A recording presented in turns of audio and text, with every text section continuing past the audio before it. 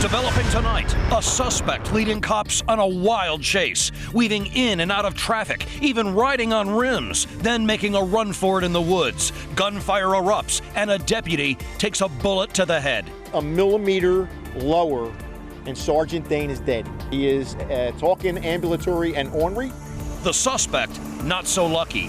Tonight, live news station team coverage of this carjacking chaos.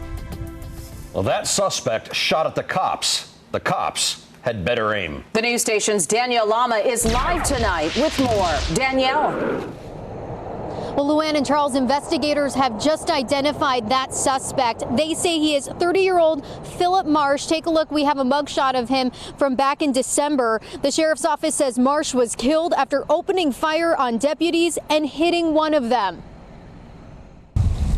The deputy's head grazed by a bullet. The sheriff's office sharing this photo of his hat tonight. You can see 2 holes where it went in and out. I can tell you that in 32 years of policing, this is probably the luckiest day I will tell you that I've been involved in policing, because a millimeter lower and Sergeant Dane is dead. The whole situation starting in Deltona at around 2:20 this afternoon.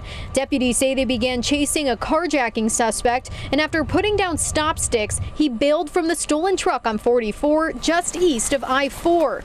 Damon Lynn stuck in the middle of it all. I drive a big Suburban, and I think, he was thinking that looked like a good vehicle to run for the cops in. That's right. Investigators say that suspect tried to carjack Lynn, but a deputy blocked him off. That's when deputies say he started shooting at them. He was firing at the officers and then ran north and ran into the woods. At this point in time, they start returning fire towards him as he's running into the woods. So it was just kind of duck and cover at that point in time. Deputies say the suspect was finally taken into custody in the woods. He was shot multiple times and died.